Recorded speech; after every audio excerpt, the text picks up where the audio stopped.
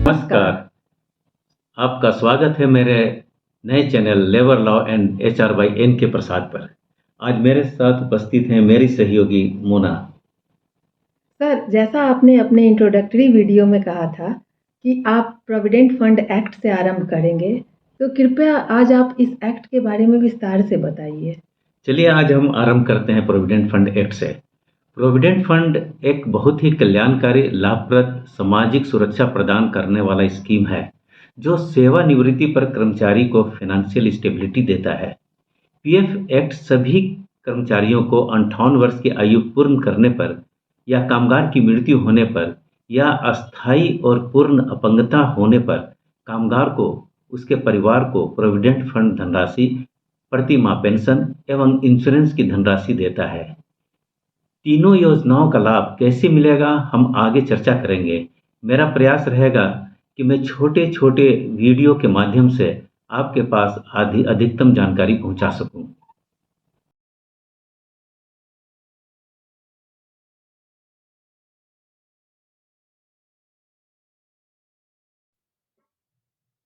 Sir, PF act किस industry पर लागू होगा और कौन-कौन से लोग इसके पात्र होंगे? कृपया विस्तार से बताइए।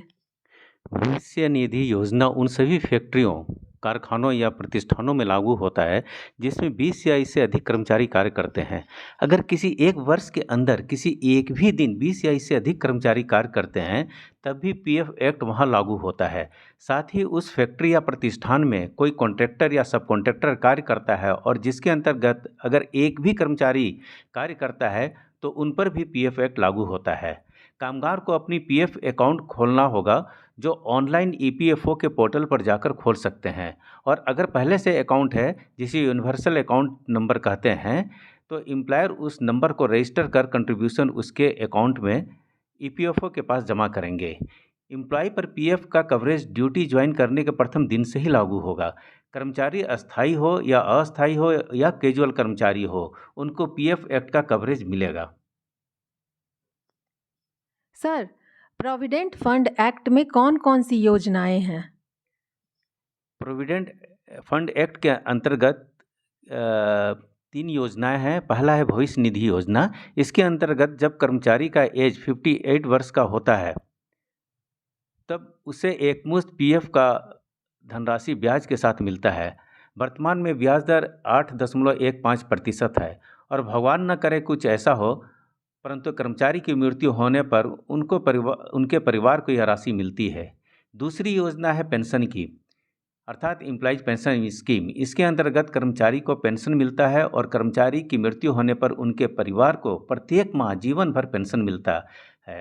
और तीसरी योजना है इंश्योरेंस की, जिसे डिपॉजिट लिंक्ड इंश्योरेंस स्कीम कहते हैं। इसके अंतर्गत कर्मचारी को इंश्योरेंस का 2 से 7 लाख रुपये तक का कवरेज मिलता है, जिसकी धनराशि मृत्यु की दशा में उसके परिवार को मिलता है।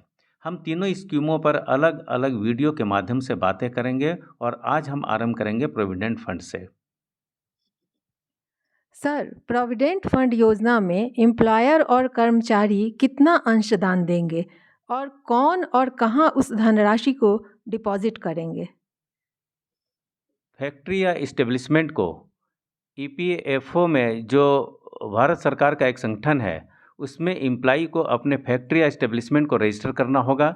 इंडस्ट्री रजिस्टर हो जाने के बाद एम्प्लाई को कर्मचारी का भी रजिस्ट्रेशन करना होगा। अगर उस व्यक्ति का पूर्व से ही ईपीएफओ में अकाउंट है, तब एम्प्लॉयर को उस कर्मचारी का यूएन नंबर रजिस्टर करना होगा। रजिस्ट्रेशन की कार्रवाई कैसी करनी है, इस विषय पर हम अलग से वीडियो अपलोड करेंगे। पीएफ हेतु कर्मचारी के वेतन से 12% कटौती होती है। यहाँ वेतन का मतलब होता है बेसिक पे और महंगाई भत्ता का योग।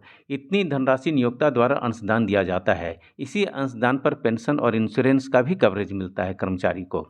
चलिए इसे हम एक चार्ट के माध्यम से समझते हैं।